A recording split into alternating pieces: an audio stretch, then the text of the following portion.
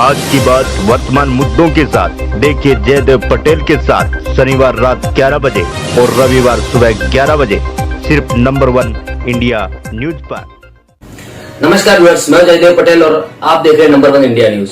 आज की बात वर्तमान मुद्दों के साथ के इस खास कार्यक्रम में आज हम बात करेंगे चुनाव आयुक्तों की नियुक्ति अब सरकार करेगी, जिसमें सीजीआई का जो रोल था उसको हटा दिया गया है। इससे चुनाव आयोग की जो क्रेडिबिलिटी है उस पर कितना कुछ असर पड़ेगा और इसी के साथ अंग्रेजों के जमाने से चले आ रहे कानूनों में जो बदलाव किए गए हैं, इससे हमारी भारत की न्यायिक व्यवस्था कितनी सुदृढ़ होगी। इन तमाम मुद्दों पर बात करने के लिए हमारे साथ खास मेहमान है गुजरात के पूर्व न्यायाधीश justice PP Bhatt. Justice PP Bhatt, आपका बहुत बहुत स्वागत आज हमारे प्रोग्राम में। हाँ जी, नमस्कार।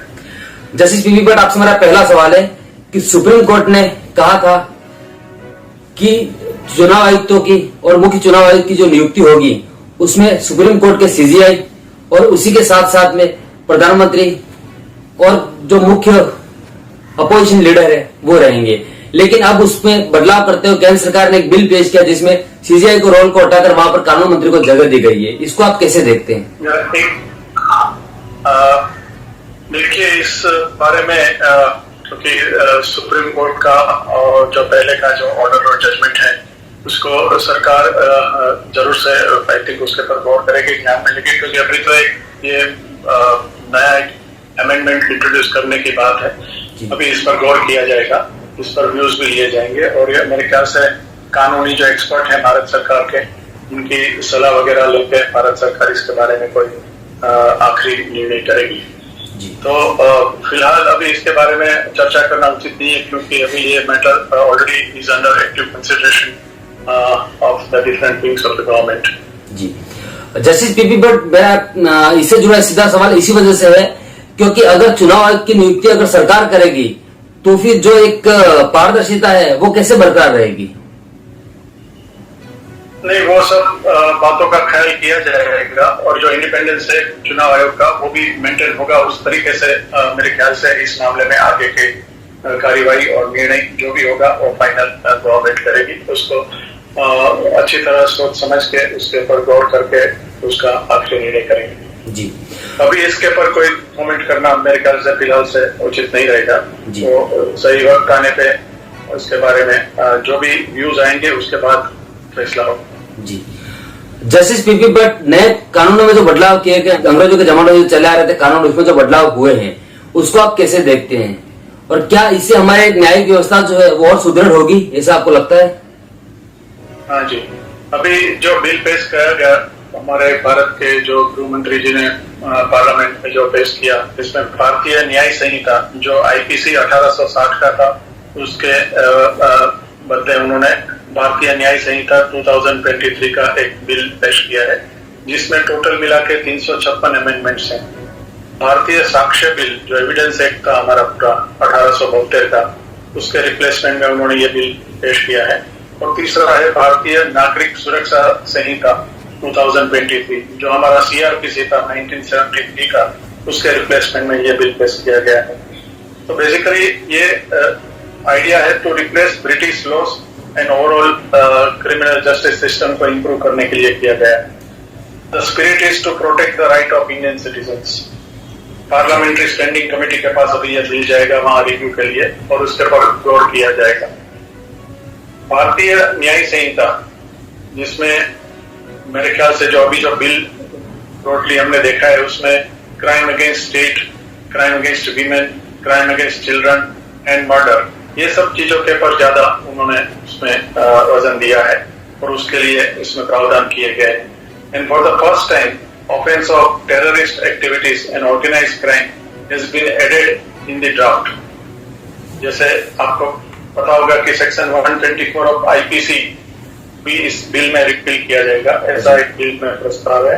और सुप्रीम कोर्ट ने भी इस बारे में सेंट्रल और स्टेट गवर्नमेंट को कहा है कि अभी आप इसके तहत जो एफआईआर वगैरह रजिस्टर करने से थोड़े रिफ्रेन रहिए, मतलब अभी इसके बारे में आगे कार्यवाही न करें। तो ये सब जो बातें थी उसका ख्याल करके ये एक नया अमेंडमेंट इस बिल में लाने का प्रयास किया गया है। इसके बाद अगर मैं आपको कहूं तो ये जो नया सेक्शन आएगा वो 150 अभी जो बिल में लाया गया है instead of 124, now 150 will be there, which deal with जो एक्स जो है जो sovereignty of country, unity and integrity of India, इस चीज के लिए खास ख्याल करके किया गया है। और इसके लिए जो सजा का प्रावधान है वो भी 7 साल और it can be extended up to life and fine, उस तरह का प्रावधान किया गया है। सो इसके सिवा हमारी जो क्रिमिनल जस्टिस सिस्टम में आप देखते हैं कि देयर आर मेनी सच पेटी केसेस, तो वो पेटी केसेस के लिए भी इसमें प्रावधान किया गया है कि उसकी समरी ट्रायल हो, not only the summary trial but उसके लिए जो सजा का प्रावधान है वो भी उन्होंने कम्युनिटी सर्विस का कंसेप्ट दिया है, तो वो भी एक नया सुझाव है मेरे ख्याल से, और वो भी काफी आगे जाके एक्सेप्टेबल होगा ऐसा लग रहा है। फिर आप अगर इसमें जो आगे के सुधार की बात करें तो इसमें सबसे ज्यादा जो इस बार नया एक चीज आया वो है greater use of technology. So communication devices भी काफी इंप्रूव करने का इसमें प्रावधान किए गए हैं, और स्पेसिफिक सेफगार्ड जो है वो भी उसमें लिए गए हैं। और now section 41A of CRPC will be replaced by section 35. No person can be arrested without prior permission of an officer not below the rank of DSP in cases where the offence is punishable with less than 3 years or if the person is above 60 years of age. So ऐसे petty offences के लिए particular एक rank के officers की अनुमति के बाद ही उसकी अरेस्ट की जाएगी, और जहाँ 60 इयर्स की अबोव वाले सीनियर सिटीजन है उसके लिए भी उनके प्रोटेक्शन ऑफ राइट के लिए भी प्रावधान किए गए। पूरा इन्वेस्टिगेशन टाइम बाउंड मैनर में हो, ट्रायल एंड जजमेंट्स भी टाइम बाउंड मैनर में हो, इस प्रकार के प्रावधान भी इसमें किए गए हैं। मेरे ख्याल से इसमें जो एक्सपेक्टेड आउटकम जो हम एक न्यायाधीश की हैसियत से सोच रहे हैं, और बाकी सब लोग जो न्यायविद है वो भी इसी दिशा में सोचते होंगे, ऐसा मेरा मानना है कि it will enhance the efficiency and effectiveness of the criminal justice system. It will also improve the quality and credibility of justice delivery system. And it will also foster a culture of peace and harmony and address the root cause of crime. It will also strengthen the rule of law and democracy. So मेरे ख्याल से ये जो प्रावधान दिए गए हैं bill में, इससे ये फायदा होने की संभावना है, बट इसके सामने थोड़ी चैलेंजेस भी आएगी. मैं face opposition and resistance from some quarter, face legal challenges and scrutiny from the courts. May also face practical difficulties and bottleneck in implementation due to lack of awareness and coordination initially. So, but way forward is always there in such type of cases. So, according to me, the way forward is addressed. The concern सब लोगों का इसमें address किया गया है. Apprehension of various stakeholders and to build consensus and support for this bill. It will also ensure that the bill will to be passed in both the houses, because it will have to be placed in Lok Sabha and Rajya Sabha both. And after notification, it will be enforced in a phased and time-bound manner across the country. इसका monitoring भी ठीक तरह से करना पड़ेगा, evaluate करना पड़ेगा periodically, and जो गैप्स और ब्रीचेस आएंगे उसको रेक्टिफाई प्रॉम्प्टली करना पड़ेगा. सो इन माय ओपिनियन जो नए बिल आए हैं वो ओवरऑल हमारे पुराने ब्रिटिश जमाने के जो कानून थे उसमें काफी कुछ ऐसे, क्योंकि देखो हर कंट्री में समाज जैसे सामाजिक आर्थिक स्थिति बदलती जाती है, उसके मुताबिक कानून का भी परिवर्तनशील होना जरूरी होता है. काफी सालों से इस दिशा में सोच नहीं की गई थी, बट इस सरकार ने इसमें इनिशिएटिव लिया है और मैं उसके लिए उनको धन्यवाद देता हूँ कि हमारे भारत के प्रधानमंत्री और गृह मंत्री और सरकार की लीडरशिप में इस प्रकार के नए बिल के बारे में सोच चली है और उसके बारे में बिल भी हाउस में प्रोड्यूस हो गया है. तो मेरा कंक्लूजन ये रहेगा कि अल्टीमेटली क्रिमिनल जस्टिस सिस्टम जो बैकबोन है इस कंट्री की, वो essentially it has to be fair, efficient and responsive to the need and aspirations of the people. मेरे ख्याल से एक हिस्टोरिक अपॉर्चुनिटी है हमारे सभी सिटीजन्स के लिए टू अचीव द गोल्स, और हमारी जो जस्टिस डिलीवरी सिस्टम है और जितने भी स्टेक होल्डर्स उसके साथ जुड़े हुए हैं उन सबको इसमें they will have to extend cooperation. And मेरे तो ऐसा मानना है कि this historic opportunity has to be optimized to the maximum level and India can become a model for other countries to follow. हमारा बिल में जिस तरह से प्रावधान है, जिस तरह से क्रिमिनल जस्टिस सिस्टम को रिवैम्प करने की बात है, उसमें काफी सुधार आएंगे. डिजिटलाइजेशन ऑफ रिकॉर्ड्स हो जाएंगे पूरे, इससे एफिशिएंसी बढ़ेगी. इसके सिवा टेक्नोलॉजी का यूज होगा, जिसमें रिकॉर्डिंग ऑफ स्टेटमेंट वगैरह जो होगा वो वीडियो कॉन्फ्रेंसिंग से होगा। सो काफी नए टेक्नोलॉजिकल एडवांसमेंट जो जस्टिस डिलीवरी सिस्टम में मेरे ख्याल से उपयोगी साबित होंगे जी। So overall according to me this bill will be जब वो कानून बन जाएगा उसका इम्प्लीमेंटेशन होगा तो आगे जाके देश के भविष्य के लिए, हमारी जस्टिस डिलीवरी सिस्टम के लिए, क्रिमिनल जस्टिस डिलीवरी सिस्टम का ओवरऑल रिवैम्पिंग हो जाएगी। जी धन्यवाद जी। जस्टिस पीपी भट्ट जी, इसी से जुड़ा आपसे मेरा एक अगला सवाल है कि कानून, अगर हम भारत के न्यायिक व्यवस्था की बात करें तो भारत के न्यायिक व्यवस्था को लेकर कहा जाता है justice delay in the justice deny. तो कहीं ना कहीं भारत की जो न्यायिक व्यवस्था है एकदम कच्चों के चाल की तरह चल रही है। ऐसे में नए कानूनों के आने से क्या इसमें तेजी दिखाई देगी, ऐसा आपको लगता है? हाँ, बिल्कुल दिखाई देगी, क्योंकि हमारी जस्टिस डिलीवरी सिस्टम में सबसे बड़ा इश्यू जो है वो बैकलॉग का और पेंडेंसी का है। बट ये जो नए सुधार जैसे मैंने बताया आएंगे उसमें टेक्नोलॉजिकल एडवांसमेंट और ये सब चीजों का उपयोग होगा। इवन जो इन्वेस्टिगेशन के स्टेज पे है उसमें भी काफी कुछ टेक्नोलॉजिकल चीजों को, फॉरेंसिक साइंस वगैरह का भी काफी उपयोग होगा।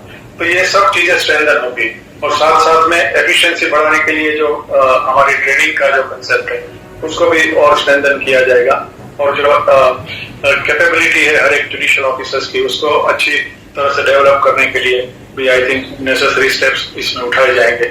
और एडीआर सिस्टम, हमारी जो जस्टिस डिलीवरी सिस्टम है उसमें ऑल्टरनेटिव डिस्प्यूट रिजोल्यूशन का भी एक प्रावधान है। तो जो डिस्प्यूट ऑल्टरनेटिव रिजोल्यूशन मेथड से रिजोल्व किए जा सकते हैं वैसे डिस्प्यूट वहां भी रिफर किए जाएंगे।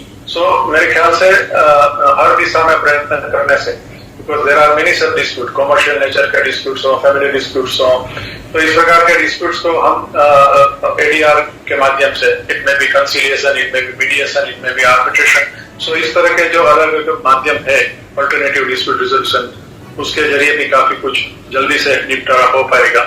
और वो निपटारा ऐसा होगा कि दोनों पक्षकार को सब मतलब संतोष की एक भावना से दोनों लोग जाएंगे और वो डिस्प्यूट वहीं पे परमानेंटली खत्म हो जाएगा। जी।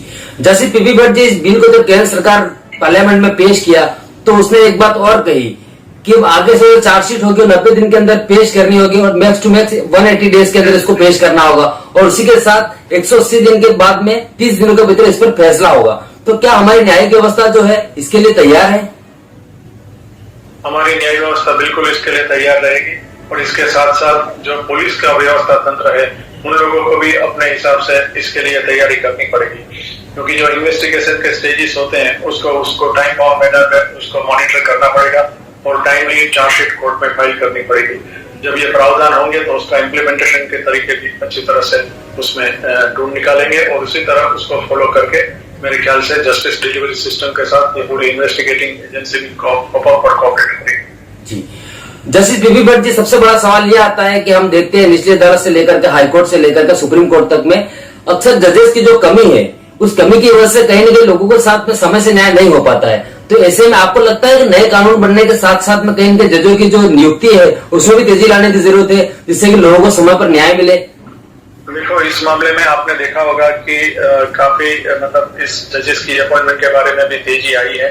हर एक लेवल पे जजेस की अपॉइंटमेंट की प्रक्रिया त्वरित गति से होने का कार्यवाही ऑलरेडी शुरू हो चुकी है और काफी नए जजेस हमारे सिस्टम में आ रहे हैं और आगे आने वाले वक्त में भी हमारे देश में जिस तरह से एजुकेशन सिस्टम में भी सुधार आया है न्याय की मतलब लॉ के एजुकेशन में, तो उसमें भी जिस तरह से हमारी काफी नेशनल लॉ स्कूल्स में जो बच्चे नए तैयार हो रहे हैं उसमें से जो आज तक जो बच्चे बाहर आए हैं जो वकालत कर रहे हैं अलग अलग फील्ड में, उसमें से भी आगे जाके हमारी जस्टिस डिलीवरी सिस्टम में नया ब्लड आएगा। और मेरे ख्याल से जिस तरह से पूरे कंट्री में अभी प्लानिंग चल रहा है और जिस तरह से इसको इम्प्लीमेंट किया जा रहा है, मेरे ख्याल से अभी जो एग्जिस्टिंग वैकेंसी है उसको फिलअप करने का काफी कुछ उसके बारे में स्टेप्स लिए गए हैं और आगे आने वाले वक्त में भी जिस तरह से हमारी जज स्ट्रेंथ जो रिक्वायर्ड है उसको किस तरह से इंक्रीज किया जाए उसके बारे में भी गवर्नमेंट की सोच बड़ी पॉजिटिव है।